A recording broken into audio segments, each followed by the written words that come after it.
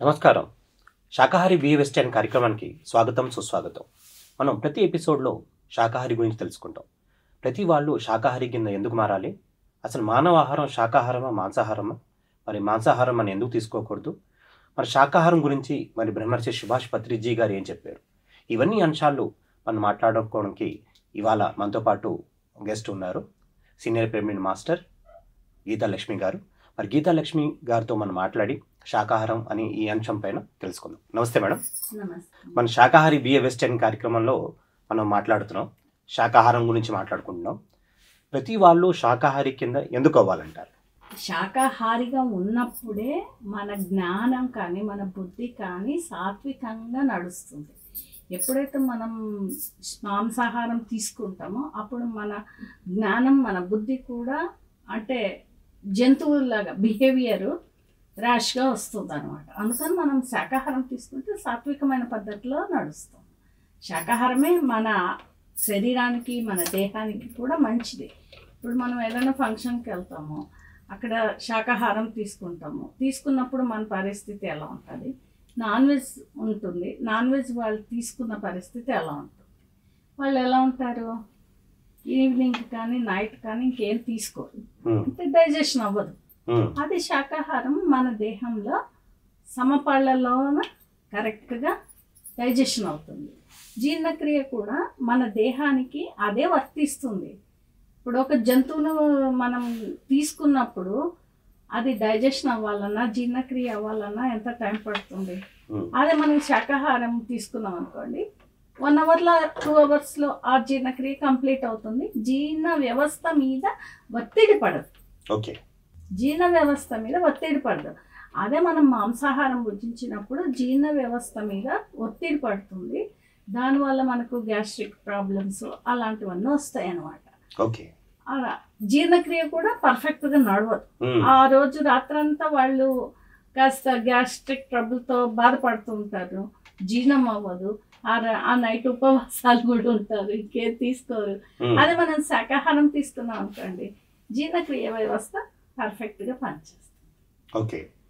అంటే మరి మన మానవుడికి ఆహారం మరి శాకాహారం కరెక్ట్ అంటారా లేకపోతే మాంసాహారం కరెక్ట్ అంటారా? శాకాహారమే కరెక్ట్.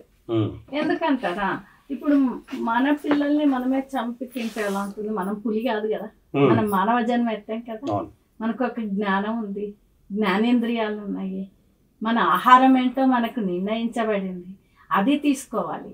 మాంసాహారము మన కోసం కాదు కదా, మన వ్యవస్థలో కూడా మన దేహ వ్యవస్థలో కూడా మన పళ్ళు కానీ అంత సాఫ్ట్గా ఉంటాయి, మృదువుగా ఉంటుంది మన శరీరం. అది ఇప్పుడు పులి లాంటి కూరలు ఉండవు, మనకు సాఫ్ట్గా ఉంటుంది. ఆ కూరలు ఉన్నప్పుడు అవి తింటే వాటికి జీర్ణక్రియ కూడా కరెక్ట్ ఉంటుంది. వాటి ఆహారం అది సృష్టి క్రియనే అది. మన సృష్టి క్రియ ఏంటి? మానవ ఆహారం ఏంటి? శాకాహారం. శాకాహారంకి మనం ప్రిఫరెన్స్ ఇవ్వాలి. సాత్వికమైన ఆహారం తీసుకున్నప్పుడు సాత్వికమైన లక్షణాలు మనలో ఉంటుంది. మన ఆలోచన విధానం కూడా సాత్వికంగా ఉంటుంది అనమాట, క్రూరంగా ఉండదు. ఇప్పుడు క్రూర జంతువులకి క్రూరంగా ఉంటుంది, పులిని చూస్తే పారిపోతారు. ఎందుకు? అది క్రూరమైన జంతువు. జ్ఞానేంద్రియాలతో పనిచేస్తాము, ఆలోచన వ్యవస్థ ఉంది, జ్ఞాన వ్యవస్థ ఉంది, జీర్ణ వ్యవస్థ మీద మనకు అవేర్నెస్ ఉంది. ఇన్ని తెలిసి మనం మళ్ళీ మాంసాహారం తీసుకోకూడదు. ఎందుకు? మన పిల్లల్ని మనమే చంపి తింటామా? తినాం కదా. జంతువులు తింటాయి. మరి మనం జ్ఞానంతో ఉన్నప్పుడు మనం మాంసాహారం ఎలా భుజిస్తాం? అది భుజించకూడదు కూడా. కొన్ని వ్యవస్థల్లో ఉంది అంటే, ఇప్పుడు దేశ నాయకులు ఉన్నారు, సైనికులు ఉన్నారు, వాళ్ళ ఆ పరిస్థితిలో వాళ్ళు తినారా? వాళ్ళు తినారా అంటే వాళ్ళకి ఆ భుజబలం కావాలి, మనకు అవసరం లేదు కదా. మనం సాత్వికమైన దారిలో ఉన్నప్పుడు, సాత్వికంగా ఉన్నప్పుడు ప్రతి మానవుడు సైనికుడిగా పోవట్లేదు కదా. ప్రతి జంతువును మనం కోసుకొని తింటూ ఉంటే ఉత్పత్తి కూడా జంతువుల్ని మనమే చంపినట్టు కదా. జీవహింస కూడా మంచిది కాదు కదా. జీవహింసను చేసినప్పుడు భూమి మీద మనకు ఏమొస్తుంది? పొల్యూషన్ వస్తుంది. ఆ పొల్యూషన్ కూడా మళ్ళీ మనమే ఫేస్ చేయాలి కదా. అందుకనే జీవహింస చేయకుండా మనం శాకాహారం తీసుకున్నప్పుడు మనం భూమిని కూడా కాపాడిన వాళ్ళం అవుతాం. ఓకే. అందుకని శాకాహారము శ్రేష్టమైనది, విశిష్టమైనది. Yes madam. అంటే చాలా మంది ఈ మాంసాహారంలో చాలా ఏంటి విటమిన్స్ ఉంటాయని అంటుంటారు. విటమిన్స్, మినరల్స్ అన్నీ ఎక్కువ ఉంటాయి, మరి శాకాహారంలో ఉండవు అనేసి అన్నట్టుగా అంటారు. ఇది ఎంతవరకు కరెక్ట్ అంటారు? ఇప్పుడు మాంసాహారంలో ఎన్ని వెరైటీస్ ఉన్నాయండి? మహా అంటే మేక, గొర్రె, చికెను, మటన్, ఫిష్, అంతే. అది మనకి శాకాహారంలో ఎన్ని ఉన్నాయండి? ఎన్ని రకాల ధాన్యాలు ఉన్నాయి, పప్పులు ఎన్ని రకాలు ఉన్నాయి. మన రైస్లోనే, అసలు ఒరిజినల్ రైస్లోనే ఎంత ఉంటుంది విటమిన్. సి విటమిన్ అంటాం, అది నిమ్మకాయలో ఉంటుందా, చికెన్లో ఉంటుందా? బి విటమిన్ అంటాం, అన్నంలో ఉంటుందా? ఇప్పుడు చద్దన్నం తింటే దాంట్లో B12 ఉంటుంది అంటారు, మరి చికెన్లో ఉంటుందా? అన్ని విటమిన్స్, అన్ని రకాల పోషక పదార్థాలు, న్యూట్రియన్స్ అన్నీ మనలోనే ఉన్నాయి. మనం నిర్ణయించుకున్న ఆహారం పద్ధతిలో ఉన్నాయి. మనం వాటిని వదిలేసి పక్కల దారులు తొక్కుతున్నాం. అందుకే ఆరోగ్యం కూడా ఇవాళ రేపు చూడండి, చిన్నపిల్లలకి కూడా అనారోగ్యం. ఇప్పుడు గుడ్డు అంటారు, ఎగ్ అంటారు, దాంట్లో ఏముంటుంది? పప్పు దినుసుల్లో ఉన్నన్ని ప్రోటీన్స్ ఉంటాయా? సి విటమిన్ ఉంటుందా? డి విటమిన్ ఉంటుందా? ఏ విటమిన్ ఉంటుందా? అదే మనం క్యారెట్ తీసుకున్నాం అనుకోండి, ఏ విటమిన్ ఉంటుంది? కళ్ళకు మంచిది అని చెప్తారు, ఏ విటమిన్. B12 మన కాళ్ళకి కానీ ఎముకలకి కానీ మంచిది అని చెప్తారు. మరి ఇన్ని విటమిన్స్, మన పోషక పదార్థాలన్నీ మన శాకాహారంలో ఉన్నప్పుడు మనం ఆ మాంసాహారానికి ఎందుకు పోవాలి? కాబట్టి మనం శాకాహారాన్ని ప్రిఫర్ చేసి శాకాహారాన్ని తీసుకోవాలి. అప్పుడే మన బుద్ధి కానీ, మన జ్ఞానం కానీ, మన ఆలోచన విధానం కానీ సరైన పద్ధతిలో సాత్వికంగా నడుస్తుంది. మేడం, ఒక గొప్ప వ్యక్తి అన్నాడు, కడుపు శ్మశానం కాదు, చచ్చిపోయిన వస్తువులన్నీ తీసుకొచ్చి పడేయడానికి. మరి అది ఎంతవరకు సబబు అంటారు మేడం? కరెక్ట్ కదా సార్. ఇప్పుడు మనం ఒక మనిషి చనిపోతే ఎక్కడ పెడతాము? శ్మశానంలో పెడతాం. చంపిన జంతువును ఎక్కడ తిని లోపలికి పంపిస్తున్నాం? మన కడుపులోకి వెళ్తుంది. మన కడుపులోకి వెళ్ళినప్పుడు అది శ్మశానమా? అంటే మనమే దాన్ని అశుద్ధం చేస్తున్నాం. మన కడుపును మనమే శ్మశానంగా మనమే మారుస్తున్నాం. అది సరైన పద్ధత కాదు కదా. అందుకే శాకాహారాన్ని ప్రిఫర్ చేయాలి. మాంసాహారం తీసుకున్నప్పుడు నువ్వు శ్మశానాన్ని నీ లోపల పెట్టుకున్నట్టే లెక్క, తయారు చేసుకుంటారట లెక్క. అంతే. చాలా కొంతమంది ఈ పండగల పేరుతో లేకపోతే అంటే వేరే ఒక దేవతని ప్రసన్నం చేసుకోవడం కోసం అని బలిలు ఇచ్చేస్తూ ఉంటారు. మరి ఈ బలిలు ఇస్తే కానీ ఆ దేవతలకు కానీ ప్రసన్నం అవ్వవారంటారా? అంటే బలి ఇస్తే కానీ ఆ అమ్మవారికి కానీ లేకపోతే ఎవరికైనా, లేకపోతే కొంతమంది పండగలు కూడా చేసుకుంటూ ఉంటారు. ఎందుకంటే ఆ పండగల్లో స్పెషల్ గా తీసుకొచ్చి మరి గొర్రెల్ని, మేకల్ని కోస్తూ ఉంటారు. కానీ ఏ పురాణంలో ఉందండి? మనం ఇప్పుడు కలియుగంలో మనం పాటిస్తున్నాం, కానీ ఏ పురాణాల్లో, ఏ వేదాల్లో ఎక్కడ ఏ జంతువును బలి ఇచ్చి నాకు శాంతి చేయండి అని ఏ దేవత చెప్పలేదు. అంటే మనం సగం తెలిసి తెలియని పద్ధతుల్లో నడుస్తున్నాం. ఎక్కడ ఏ వేదాలు మొత్తం చదివినా మీకు ఎక్కడ ఇది బలి ఇవ్వాలి, బలి ఇస్తే బాగుంటుంది. అలా బలి ఇవ్వాలనుకున్నప్పుడు నీ బిడ్డనే నువ్వు ఇవ్వచ్చు కదా. అనవసరమైన పక్క జంతువుని ఎందుకు ఇస్తున్నావు? అంటే మనకు అజ్ఞానంలో ఉన్నాం, తెలియలేదు. అది తప్పు అని తెలియట్లేదు. బలి ఇవ్వడం అంటే అక్కడ మనలోని దుర్గుణాలను బలి ఇచ్చి మన చుట్టూ ఉన్న మన పిల్లల్ని ఎవరికైతే ఆ ఆరోగ్యం బాగాలేదో వాళ్ళలోని దుర్గుణాలను అక్కడ బలి ఇచ్చి మనం స్వచ్ఛంగా మారాలని పెట్టుకున్న పద్ధతిని జంతువులను బలి ఇచ్చి దాన్ని మన అజ్ఞానంతో దాన్ని నడిపిస్తున్నారు అంతే. కానీ బలి ఇవ్వడం అంటే మనలోని దుర్గుణాలని బలి ఇవ్వాలి. మన అనారోగ్యం ఉంటుంది, అనారోగ్యం వచ్చినప్పుడు మనం ఈ జంతువుని బలిస్తామని మొక్కుకుంటారు. ఆ జంతువుని బలి ఇవ్వడం అన్నది ఎంతవరకు సబబు? నీలో ఉన్న దుర్గుణాన్ని నువ్వు ఎప్పుడైతే పోగొడతావో అప్పుడు నీ ఆరోగ్యం కూడా బాగవుతుంది. మానసికంగా నువ్వు చేసే ఆలోచనలు, నువ్వు చేసే పని, నువ్వు తినే ఆహారం మీద నీ ఆరోగ్యం ఆధారపడి ఉంటుంది. అనారోగ్యమైన ఆహారాన్ని తీసుకుని ఆరోగ్యంగా ఉండమంటే ఎలా ఉంటుంది? ఉండదు. కాబట్టి మనం ఆలోచించి తీసుకోవాలి. ఆహారం తీసుకున్నప్పుడు మనం శాకాహారిగా ఉన్నప్పుడు శాకాహారమే తీసుకోవాలి. ఇప్పుడు మాంసాహారులు కూడా శాకాహారం తీసుకుంటే వాళ్ళ జీర్ణ వ్యవస్థ కానీ వాళ్ళ ఆరోగ్య వ్యవస్థ కానీ వాళ్ళ ఆలోచన పరిధి కానీ పెరుగుతుంది, మంచిగా ఉంటుంది. ప్రకటనలు మీవి, ప్రచారాలు మావి, జీవితంలోని వెలుగులందరివి. పిఎంసి తెలుగు ఛానల్లో మీ యాడ్స్ కోసం సంప్రదించవలసిన ఫోన్ నంబర్స్. ఆలోచన పరిధిని మనము శుభసూచకంగా ఉపయోగించాలి కానీ శ్మశానంగా మార్చుకోకూడదు. ఆలోచన విధానాల్ని మనం మంచికి ఉపయోగించాలి.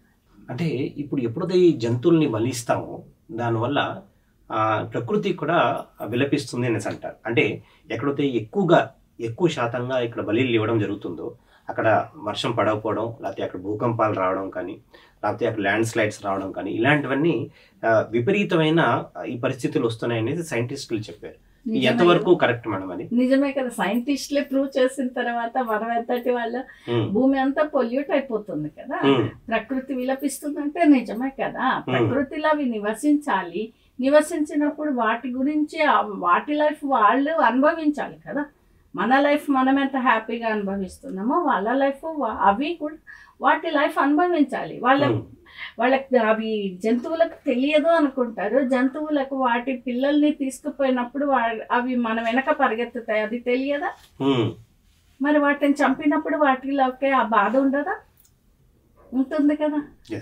ఆ పొల్యూషన్, వాటి ఆలోచన పరిధి అదంతా మనకు పొల్యూషన్ గా మారిపోతుంది కదా. కల్మషమే, నిష్కల్మషం ఎక్కడ ఉంటుంది? ఇప్పుడు నువ్వు ఒక జంతువుని చంపావంటేనే నీ మనసు అల్లకల్లోలము, కలుషితం. జంతువుని చంపే హక్కు నీకు ఎవరిచ్చారు? ఏ దేవుడిచ్చాడు? అవి వాటి జీవనం అవి చేయాలి. అసలు మామూలుగా ఇప్పుడు మనం ఎన్నో అడవులు కొట్టేసి ఇల్లులు కట్టడమే చాలా తప్పు, చాలా తప్పు. దానివల్ల మనకి ఈ వేడి కానీ ఈ వాతావరణ మార్పులు కానీ అలా వస్తున్నాయి. జంతువుల్ని చంపడము, చెట్లు కొట్టేయడము, మరి ప్రకృతి విలపించడం అంటే ఇచ్చిన ప్రకృతిని మనకు మనమే నాశనం చేసుకొని మనకు మనమే విలపిస్తున్నాం. మనం విలిపించడమే ప్రకృతి విలపించడం. మనము ప్రకృతి వేరే కాదు కదా, ప్రకృతిలోనే మనం ఉన్నాం. మనం ప్రకృతిని క్రియేట్ చేసుకుంటున్నాం. మన ప్రకృతిని మనమే ఉన్న చెట్లను కొట్టేసుకుంటున్నాము, కొత్త చెట్లను నాటమంటున్నారు. ఎంత సబబు? జంతువుల్ని చంపుతున్నారు, జంతు సంరక్షణ చేయమంటున్నారు. ఎక్కడ సబబు? లేదు కదా. మనమే ప్రకృతిలో ఉన్నాం కాబట్టి ప్రకృతిని కాపాడే అర్హత కానీ హక్కు కానీ మానవ నైజానికి ఉంది. మానవులుగా మన కార్యక్రమాన్ని, మన కర్తవ్యాన్ని ఎప్పుడైతే సబబ్గా చేస్తామో అప్పుడు ప్రకృతి కూడా మనకు సహకరించి సరైన వాతావరణాన్ని సృష్టిస్తుంది. ఇచ్చిన వాతావరణాన్ని మనమే కలుషితం చేస్తున్నాం. ఎన్నో అద్భుతమైన విషయాలు ఇప్పుడు దాకా చెప్పారు. ఇప్పుడు ఈ కోడిగుడ్డు ఉంది, మరి ఇది శాకాహారంలోకి వస్తుందంటారా, మాంసాహారంలోకి వస్తుందంటారా? అది మనిషికి క్రియేట్ చేస్తున్నాడా అని అనుకుంటున్నాము. ఎంతవరకు నిజం, ఎంతవరకు కరెక్ట్? మొక్క నుంచి వచ్చిందా, ప్రకృతి నుంచి వచ్చిందా? మరి తప్పే కదా. ప్రకృతి వస్తువు ఏదైనా మనకు మంచిది దేహానికి, కాబట్టి ప్రకృతి నుంచి వచ్చినవే మనం తీసుకోవాలి. అలా మనకు మనం క్రియేట్ చేసుకొని తిన్నవి దాంట్లో ఎంతవరకు పోషక పదార్థాలు ఉంటాయి, ప్రకృతి ఇచ్చిన దాంట్లో ఎంత ఉంటుంది? ఇప్పుడు నీటిని మనం సృష్టి చేస్తే ఎలా ఉంటుంది? స్వచ్ఛంగా వచ్చిన నీరు ఎలా ఉంటుంది? స్వచ్ఛంగా వచ్చిన గాలి ఎలా ఉంటుంది? మనం ఏసీలు ఫ్యాన్లు వేసుకున్న గాలి ఎలా ఉంటుంది? అంటే ప్రకృతి వరప్రసాదిని మనం స్వీకరించాలి కానీ ప్రకృతికి విరుద్ధంగా మనం నడవకూడదు. ఇప్పుడు ఏ వేదంలో కానీ, ఏ పురాణంలో కానీ, భగవద్గీతలో కానీ ఏ దేవుడైనా మనకి శాకాహారం కాకుండా మాంసాహారం భుజించండి అని చెప్పారా?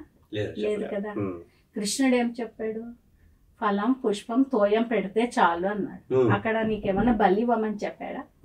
భగవద్గీత మొత్తం చదవండి సారాంశం, ఎక్కడా లేదు కదా. మరి మనం ఎందుకు చేస్తున్నాం? మనకు ఆ అవేర్నెస్ లేక, ఆ జ్ఞానం తెలియక. అది కూడా వాళ్ళు చేస్తున్నారంటే వాళ్ళ పెద్దలు అలా క్రియేట్ చేసుకున్నారు. ఇప్పుడు యేసు ప్రభు ఉన్నాడు, మేకపిల్లను చంకలు పెట్టుకొని తిరిగాడు. అంటే దాన్ని సేవ్ చెయ్యి, దాన్ని రక్షించు, నీతో సమానంగా చూడమని చెప్తే అమాయకమైన జనాలు ఏం చేస్తున్నారు? దాన్ని కోసి చంపి తింటున్నారు. ఆయన అర్థం ఏంటి, మనం చేసిన అర్థం ఏంటి, దాంట్లో ఉన్న పరమార్థం తెలుసుకోవాలి. దాన్ని రక్షించమని ఆయన చంకలో పెట్టుకో, ఆయన తినాలనుకుంటే తినలేడా ఆ రోజే? మరి ఎందుకు చంకలో పెట్టుకుని తిరిగాడు? లేదు కదా. దాన్ని రక్షించమని చెప్తున్నాడు ఆయన కూడా. ఇప్పుడు అల్లా ఆయన అంతే. ఎక్కడైనా అందులో ఖురాన్లో ఎక్కడైనా ఉందా బలి ఇచ్చి తినమని? లేదు కదా. మనకు మనము సృష్టించుకున్న పద్ధతులు ఇవన్నీ. ఎప్పుడైనా మనం ఒక ఆచారం పాటిస్తున్నాము అంటే అది ఆరోగ్యం కోసము. ఇప్పుడు మాంసాహారం తీసుకోవడం ఎంతవరకు ఆరోగ్యకరం? ఆ ఆచారం నువ్వు పాటిస్తున్నావు, అది ఎంతవరకు ఆరోగ్యకరం? దానివల్ల ఏమైనా ప్రయోజనం ఉంటుందా? మాంసాహారంలో లేనివి శాకాహారంలో లేకుండా ఉన్నాయా? శాకాహారంలో ఎన్ని ఉన్నాయి, మాంసాహారంలో ఎన్ని ఉన్నాయి? మాంసాహారంలో ఇప్పుడు మనం బీన్స్ తింటాం, అన్ని ప్రోటీన్స్ మాంసాహారంలో ఉన్నాయా? బీన్స్ లో ఎంత ప్రోటీన్స్ ఉంటుంది? బెండకాయ అంటాం, మనం బెండకాయ తిన్నప్పుడు మన బోన్స్ బలంగా తయారవుతాయి. ఎప్పుడైనా మన బోన్ ఫ్రాక్చర్ అయిందంటే బెండకాయ తినమంటారు. ఎందుకు? ఆ జిగురు వల్ల మన బోను పర్ఫెక్ట్ గా జాయింట్ అతుక్కుంటుందని. మరి అది చికెన్ తిన్నప్పుడు వస్తుందా? మరి శాకాహారంలో ఇన్ని బెనిఫిట్స్ ఉన్నాగా మరి మాంసాహారానికి ఎందుకు వెళ్తున్నాం? అది ఎవరికి వాళ్ళు వ్యక్తిగతంగా డిసైడ్ చేసుకొని వాళ్ళకు వాళ్ళు నిర్ణయం తీసుకొని మారాలి ప్రతి ఒక్కరు. మనం చుట్టూ ఉన్న జంతువుల్ని మనం చంపుకుంటూ పోతే చివరికి జంతువులు అనేవి ఉండవు. అలాని పులిని చంపుకొని తింటున్నావా క్రూర జంతువుని? మరి ఎందుకు తినవు? అవి వాటి జీవనం వాటి సాగించాలి. మనం వాటి జీవనాన్ని డిస్టర్బ్ చేయడానికి నీకేమి హక్కు ఉంది?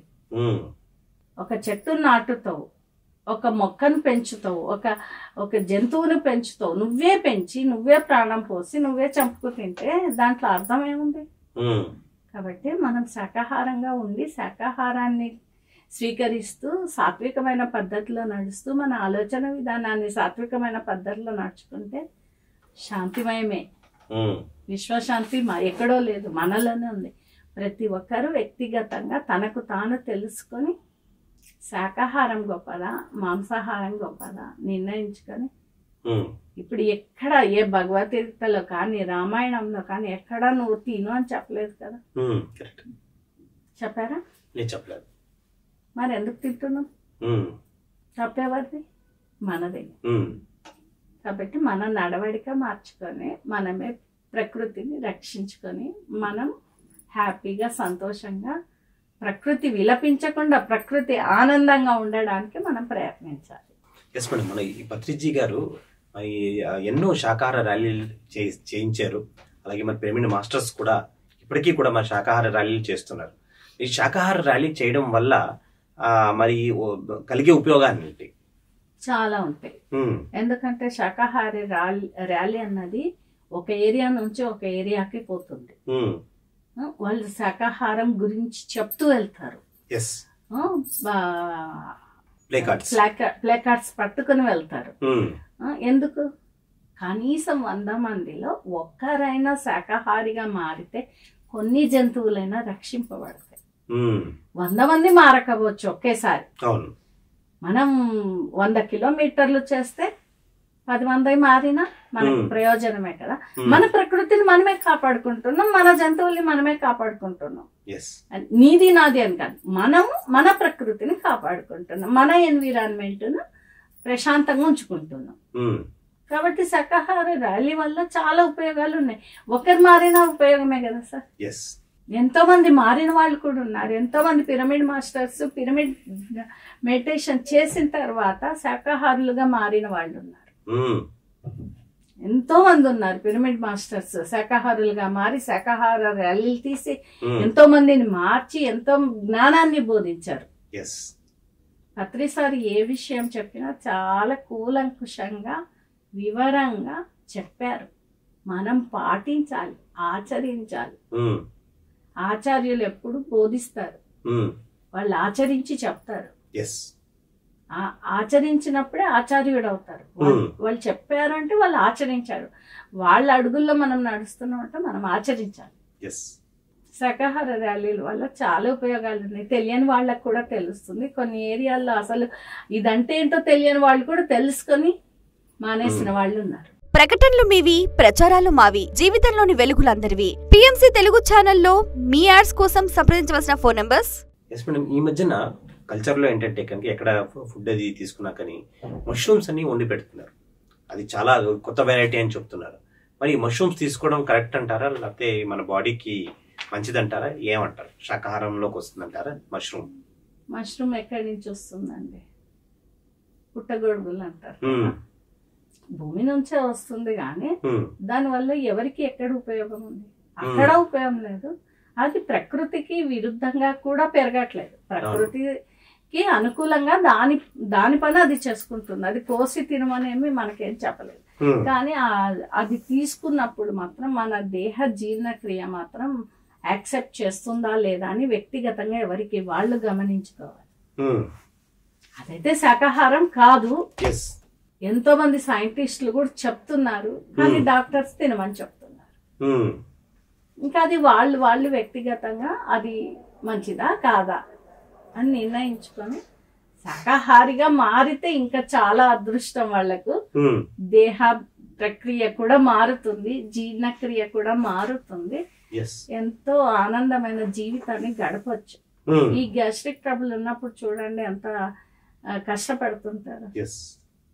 అల్సర్లు వస్తాయి, దానివల్ల హార్ట్ ప్రాబ్లం వస్తుంది, ఫ్యాట్ పేరుకుంటుంది. అవన్నీ అంటే మళ్ళీ వెజిటేరియన్స్ లో ఉండదా అంటారు, కానీ వెజిటేరియన్స్ లో సాఫ్ట్ గా ఉంటుంది, దాంట్లో హార్డ్ గా ఉంటుంది మజిల్ కానీ ఫ్యాట్ కానీ. అది మనం డిసైడ్ చేసుకొని శాకాహారిగా మారి తన్ను తాను రక్షించుకుంటూ ప్రకృతిని రక్షించమనే మనం ఈ ప్రోగ్రామ్ చేస్తున్నాం. మనం ఇప్పటిదాకా మాట్లాడుకున్నాం శాకాహారం దాని గురించి. సో అంటే శాకాహారంకి ఆధ్యాత్మికానికి ఏనా సంబంధం ఉందంటారా? అంటే ఆధ్యాత్మికంలో ఎదగడానికి మరి శాకాహారిగా ఉండడానికి ఏనా సంబంధం ఉందంటారా? చాలా ఉంది. ఆధ్యాత్మికంగానే కాకుండా ఒక మనిషిలా బ్రతకటానికి కూడా చాలా డిఫరెన్స్ ఉంటుంది మాంసాహారం తీసుకున్న వాళ్ళకి, శాకాహారం తీసుకున్న వాళ్ళకి. ఫస్ట్ మనం వివరించుకున్నట్టు మాంసాహారం తీసుకున్నప్పుడు మన ఆలోచన వేరుగా ఉంటుంది, శాకాహారం తీసుకున్నప్పుడు మన ఆలోచన సాత్వికంగా ఉంటుంది. రాజస గుణాలు, తమో గుణాలు నాన్ వెజ్ వల్ల ఎక్కువగా ఉంటాయి. శాకాహారం వల్ల సాత్విక గుణం ఎక్కువ ఉంటుంది. ఎప్పుడైతే ఈ సాత్విక గుణం మనలో ఉంటుందో ఆధ్యాత్మికం వైపు మరలటానికి సులభంగా ఉంటుంది. మన దేహంలో జ్ఞానేంద్రియాలు కానీ మన దేహం కానీ సహకరిస్తుంది. ఇప్పుడు నాన్ వెజ్ కానీ ఆ మాంసాహారం పూర్తిగా మనం కడుపు నిండుగా తిని వచ్చినప్పుడు ధ్యానానికి కూర్చుంటే ధ్యానం కుదరదు, ఏ మాత్రం కుదరదు. ఎందుకు? నీకు త్రేంపులు వస్తుంటాయి, గ్యాస్ పోతుంటది, కడుపులో అలజడి ఉంటది. అప్పుడు నీకు ధ్యానం ఎలా కుదురుతుంది? శ్వాస మీద ధ్యాస ఎలా కుదురుతుంది? కుదరదు కదా. అంటే ఆధ్యాత్మికానికి ఒక మెట్టు వెనకున్నట్టు మనం. అదే శాకాహారం తీసుకున్నాం అనుకోండి, మనకు 2 hours లో డైజెషన్ అయిపోతుంది. చక్కగా ఎంతసేపు కావాలన్నా మనం ధ్యానంలో కూర్చోవచ్చు. అప్పుడు మన ఆలోచన పరిధి కూడా ఎలా ఉంటుంది? సాఫ్ట్ గా ఉంటుంది. సాత్వికమైన ఆహారం తీసుకున్నప్పుడు సాత్వికమైన ఆలోచన గుణాలు వస్తాయి. అది మనం రాజస గుణాలు ఉన్న ఆహారం తీసుకున్న వాటికంతా రాజస గుణమే కదా, రాజస గుణం వస్తుంది. దాని నుంచి మనం తప్పించుకోవడానికి 10 మెట్లు ఎక్కాలి. అది శాకాహారం తీసుకున్నప్పుడు మనం ఒక మెట్టు ఎక్కితే ఆధ్యాత్మికంలోకి జంప్ అయిపోతాం. అందుకే శాకాహారం ప్రిఫర్ చేస్తారు. మన గురువులు కూడా అంతే కదండి. ఎంతో మంది గురువులకి రాజులు పరీక్షలు పెట్టినప్పుడు వాళ్ళు ఏం చేశారు? రాజులు ఒక పలహారం ప్లేట్ లో నాన్ వెజ్ పెట్టి మాంసాహారం తీసుకోండి అని వాళ్ళకి పరీక్ష పెట్టినప్పుడు వాళ్ళు ఏం చేశారు? వాళ్ళలోని మంత్రశక్తిని ఉపయోగించి, మంత్రదండంలో నీరు ఉపయోగించి ఆ మాంసాహారాన్ని కూడా శాకాహారంగా మార్చుకొని భుజించారు. త్రైలింగ స్వామి చూడండి, ఆ గురువు కూడా అలాగా, ఆయనకు కాశీ రాజాల పరీక్ష పెట్టినప్పుడు అలాగా మన ఆదిశంకరాచార్యులు కానీ, వీరబ్రహ్మేంద్ర స్వామి కానీ, వీళ్ళంతా గురువులు ఎలా అయ్యారు? ఈ సాత్విక ఆహారం భుజించడం వల్లే వాళ్ళ ఆధ్యాత్మికంలో అంత ముందుకెళ్ళి మనకి ఎంతో జ్ఞానాన్ని అందించగలిగారు. ఎప్పుడైతే మాంసాహారం భుజిస్తామో అప్పుడు మన ఆలోచన కూడా మందగిస్తుంది, మన బుద్ధి మందగిస్తుంది, ఎదగలేము. ఆధ్యాత్మికానికి అదొక దిగుడు మెట్టు. ఉమ్, ఆధ్యాత్మికంలోకి అడుగు పెట్టామంటే మనం శాకాహారిగా మారినప్పుడు మనము అత్యధికమైన ఉన్నత స్థితికి తొందరగా చేరుకోగలం. అది మనం శాకాహారం భుజించినప్పుడు మనకి త్రేంపులు కానీ గ్యాస్ట్రిక్ ట్రబుల్ కానీ ఉండదు. జీర్ణక్రియ చక్కగా జరిగిపోతుంది. ధ్యానానికి కూర్చున్నప్పుడు కాన్సన్ట్రేషన్ చక్కగా కుదురుతుంది.